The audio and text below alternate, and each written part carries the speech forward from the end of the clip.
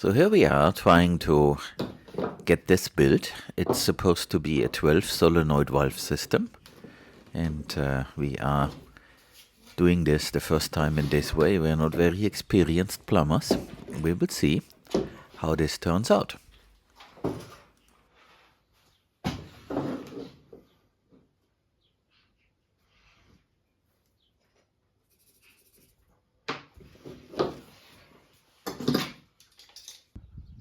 I am looking here at these palovnia trees that suffered from the frost in early May, and there's something that I want to show you.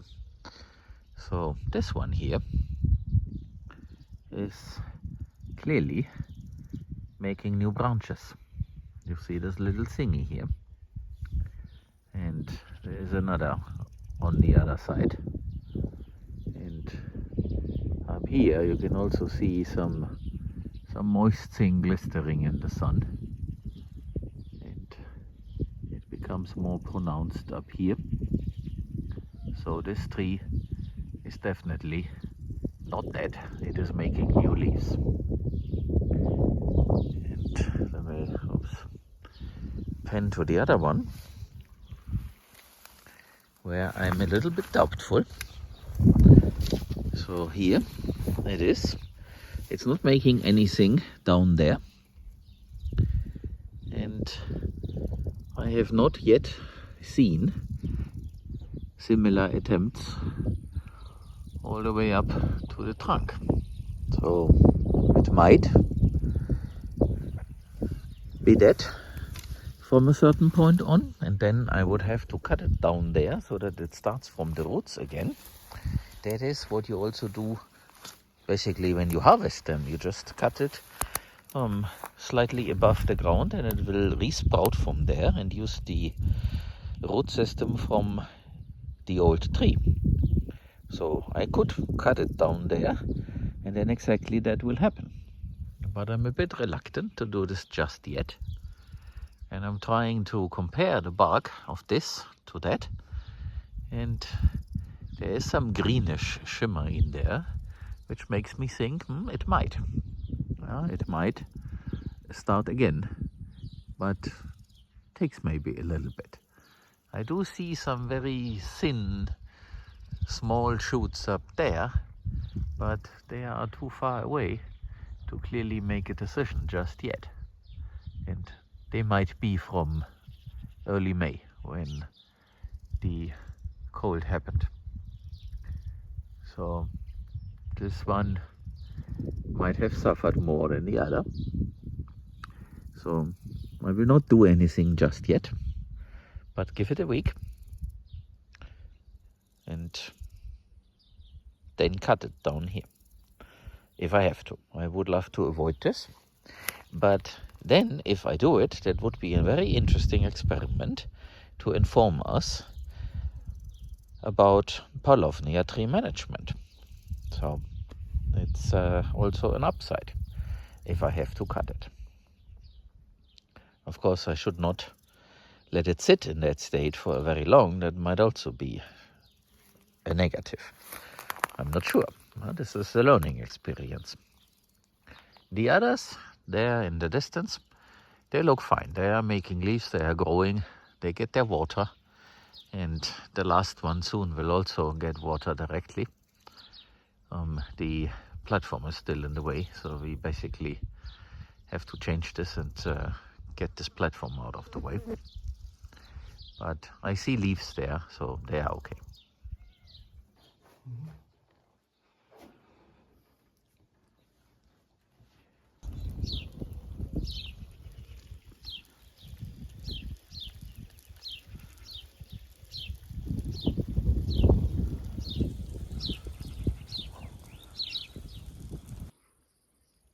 So this was a quick afternoon job. It is almost sunset. So I took the string trimmer and cut down all the things that were growing here.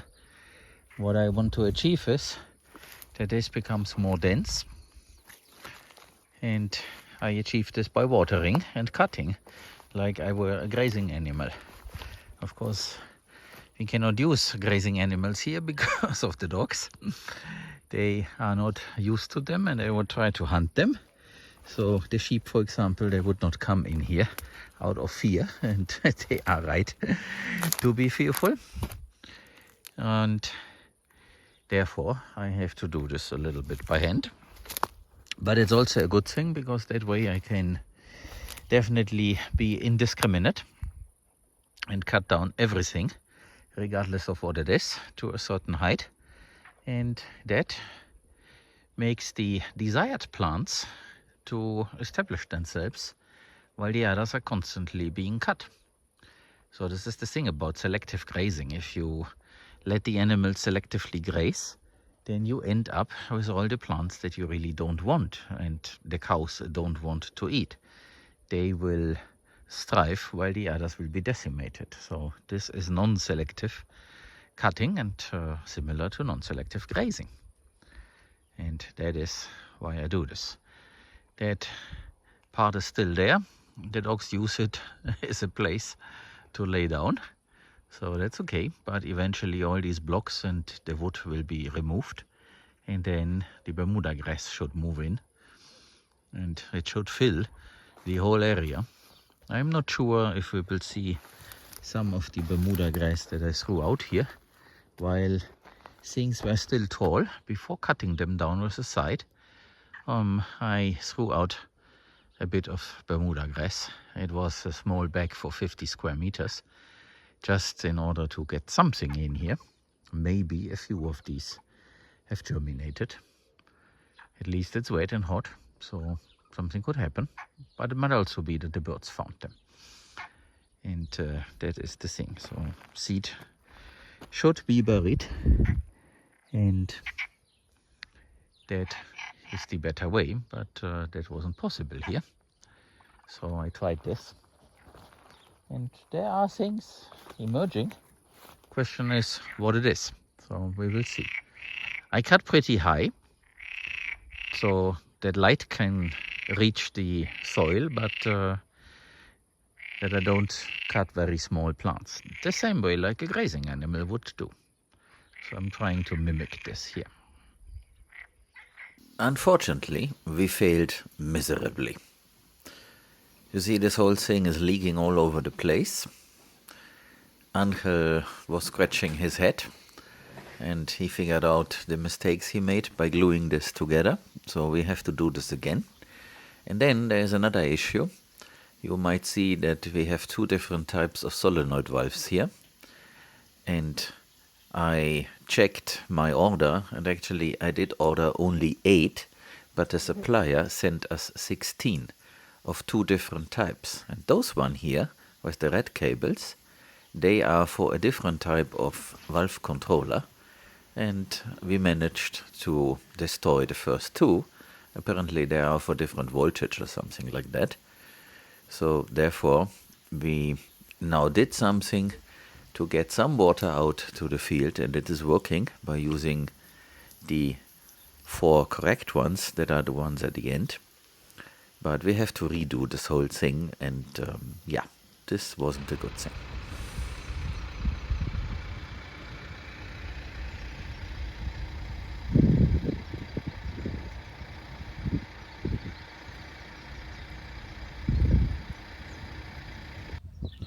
So hello and welcome back. I will report a little bit what has happened. A few things have happened. And there hasn't been a lot of video, so now is the opportunity to fix that. Maybe we should start here. Over there the cypress trees are still waiting. We have to do something more urgent first, and that is next week to install irrigation for the sunhemp and friends that we seeded. Later during the upcoming week there should also be some rain, and then that stuff definitely will start to germinate, and we need to have the irrigation in place. So therefore that's more urgent. In here, yesterday I cut down the understory, so to say, the ground cover, so that this continues to grow and make roots. and therefore soil, organic compounds in the soil. You can see that with the irrigation in place, the palovnias are growing very well. So irrigation makes a huge difference for these trees. And the wobbler at that height is also spinning, even if we do not run the pump. Of course, this is not enough to really provide irrigation, but at least the short riser makes a difference. And the palovnia tree over there, the tall one that suffered, that is also getting additional moisture and is making bigger and bigger leaves. Schneemann there is thirsty. The level of that pond is getting lower and lower, but it is still quite full, so I'm very happy with that. It will fall dry by the end of August, I'm very sure. But maybe it won't, because as you might remember, I struck water, and this is connected to the groundwater table that we have here at 3.5 meters. So maybe we will continue to have a puddle in there, but the main part, I think, will be gone. And I show you a bit more of this here, so that you see how these palovnias are doing. I did not cut away this because this sits here on a higher elevation, and I thought that might be a good idea to just leave it. I don't see Bermuda grass here yet, but maybe it will make its appearance. There are a few things, but you can't really see that with this camera, of extremely young plants, so the two first leaves that come up. So we'll see. And here I also played grazing animal. I used the string trimmer and cut all this nicely down, so that the Bermuda grass is definitely making a very fine and good ground cover here. It's a césped, like they call it in Spanish, which means a lawn. So they also use this in a soccer stadium. And that's basically what is being created here. Of course, there are a few other plants in there. It's not pure Bermuda grass, but that's also not the intention. So whoever is participating is greatly welcomed here. And I might have to tell you that we lost this one here, but maybe it comes back, but so far it hasn't. The very first one here so far has not shown anything coming out of it. I really might have to cut it at the base, but I give it a week more, and if it does not work out, then I cut it down there, and it should then re-emerge in a similar way like this one here did. So if it can't manage the sap to go up, then cutting is the way to do, because the roots are still active. And now I can take you over there, where we installed something. So we installed here irrigation. What you see here is the end of the pipe. It has it is blocked so that we can extend it if we want to. And there you see two wobblers, and there is more wobbling here in this area, so that all these trees also get some water. And I did not cut away this, but now I should, so that the trees that are fully emerged there can make leaves. They probably are making leaves, but further below, and I want to give them more light. So later this afternoon I will start trimming that down. Let's explore this a little bit more. So yeah, you can see down here, if I move this away, that this palovnia is making leaves. It's a bit weak, but at least there is a start. Of course, this one should find water from right there. This is by a leak. It leaks here. But in this case, this is actually a good thing. And my hope is that this has found a way to tap into it. Because that wobbler over there is a bit weak. The same as the others. The pump is not enough to drive them the way we have it. But I'll tell you more about the issue that we're having, and that's the solution. But the idea is to provide some water and not let them go dry. So I am walking here a little bit in a real jungle, and that is because of that leak, and we also have to clean up that mess. So this is something that we wanted to do now that we are in summer, and we remove that leak. Now we fix it, and then this will dry out, and then we can do some things there. There are a few issues here at the area, and it's also a bad smell. And you see there is a little water channel here. So all this needs fixing, and now is the time for doing it. So that one here is growing, but I don't know, this one is also. So right there you can see that it does have a new branch that is green, and maybe here at the top this feels pretty dry, so it might be that this is as high as it can get, and then the other part needs to be cut. Let's continue with that. So down there, very small, I can see something green coming out, and there is also something higher up. So this is also making a comeback, and I'm getting a few drops here. So we put them there on purpose, quite far away from the house. If I step back, you will be able to see this better. So you see there where the shadow is, there the house begins, and of course we don't want to irrigate all the way to there, and it's moist after all. So we place them there so that we are far away, even if that pressure increases. So it's a safety measure, and they will still receive water. And you can see where the green line is. So we're now watering a little bit into the green line and beyond it, which was the idea. And that fence post there will have a fence in the future, and there is another one up there, so that animal path will come in a little bit.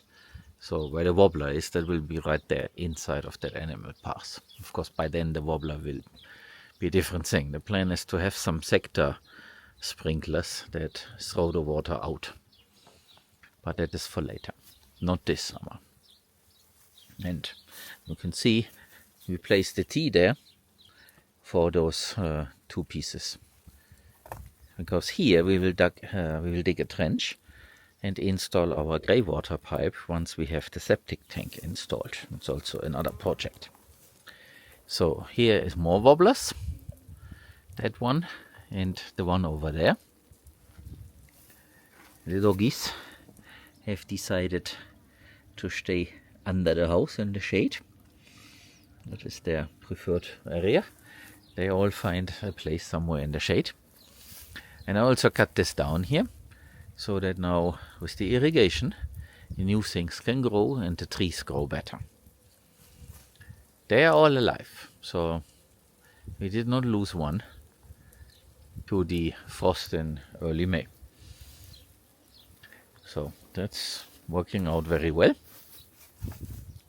There is still some more cleanup to do here, but that cleanup will happen once the wobblers for this area have also been installed.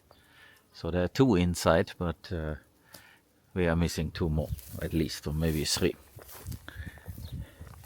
So this one is working with a little bit more pressure. So here where I am, I'm getting a few drops.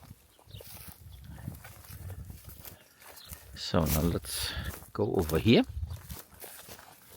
This is the area where we want to set a container and also another, and then a roof on top of them.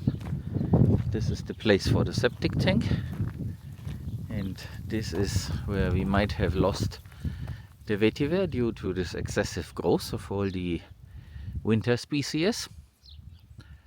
Now it is pretty important that we get the irrigation here going, but there's irrigation needs for a lot of things.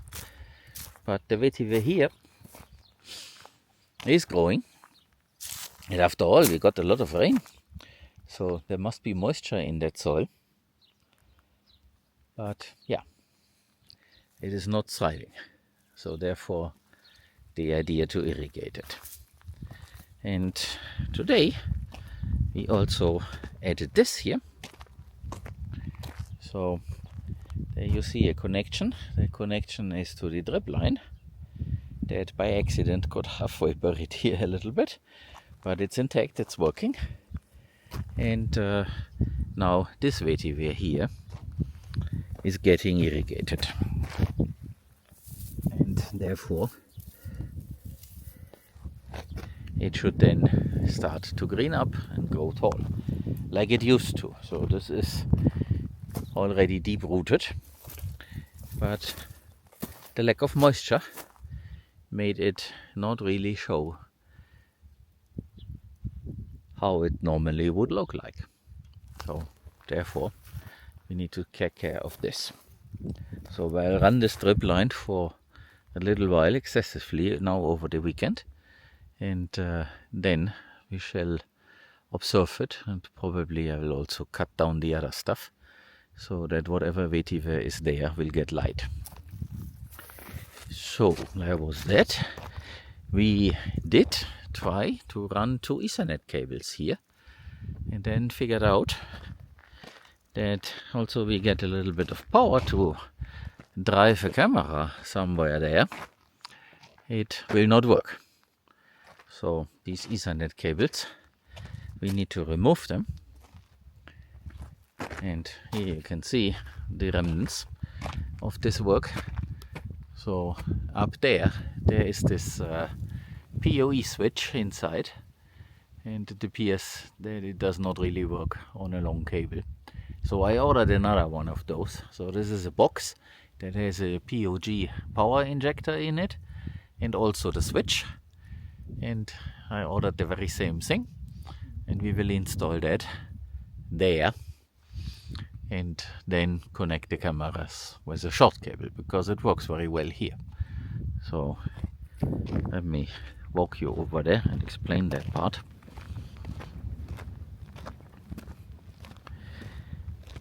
And like I said, supposedly later the upcoming week there should be some rain, and we need to get this irrigation thing going so that once things germinate we won't lose them.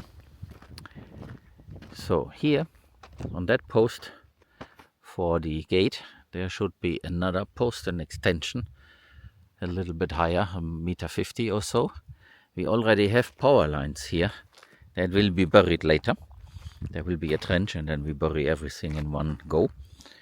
So we run a power cable to here, and then we can put the smart stuff on top of a mast that we will attach to this fence post. Originally the idea was to do it over there, and therefore we have the 2 Ethernet cables going across, but this does not work.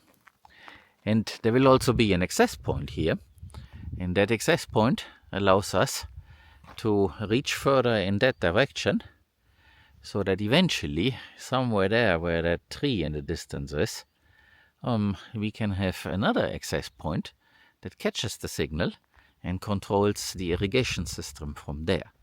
So my thought has been, instead of trying to do LoRa and buy pretty expensive solenoid valve controllers that only have 2 ports, and therefore we can only irrigate 2 sectors at a time, I should use something that is more common and a lot more cheaper. Yeah, a lot cheaper. But the downside is it's Wi-Fi. And so we have to bring Wi-Fi there. But Wi-Fi gives us an advantage, because Wi-Fi also allows me to put other stuff there. And the first thing that is very interesting is cameras. So that you can see from afar how a pond looks like, how things are going, without going there. Because once you have things at many different places, you can basically do a tour every other day or so. So here I am now at the place where we hung up the controller, this rainbird thing, and you can see this thing here. So now you can see it. This thing, they call this link, and this is a little radio for Wi-Fi. It turns out that the whole thing is made out of an Arduino, so I could build this myself, but it's very convenient that they did this in a nice package. Of course, I'm not interested in all these things there, and to run a program and to tell it to start irrigation by that and that hour and all that, but I can strip it down and basically control it from afar via Home Assistant, and that way this is a very cheap solution. Eventually I might build my own out of an Arduino, basically by copying this thing and only control the solenoid valves. This is a 24 volt system, which is also nice. So we can run this off of 2 batteries with a solar charge controller on top of it. So that's one of the ideas. But that's a project for the future. Right now, I just want to use these. This is the biggest one that has 12 ports, and the smallest one has 4. So we can play around a little bit with these, and it gives us some headway. And in this case, there will be, this will be properly done eventually. So we found someone to help us with the, with the masonry work that we want to do.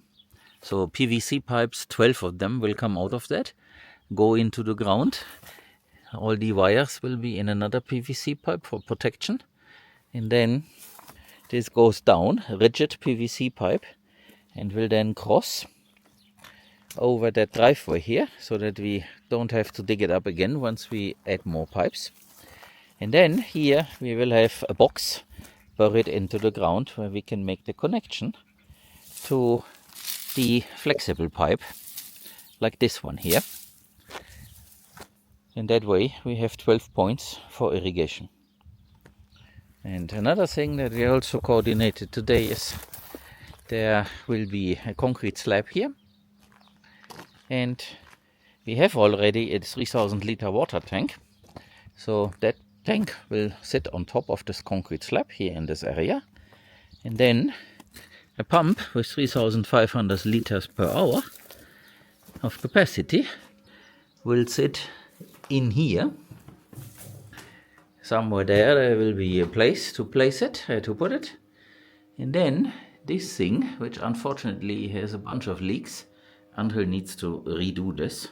So there were some issues with the PVC glue and things like that. Therefore everything in here is a bit wet.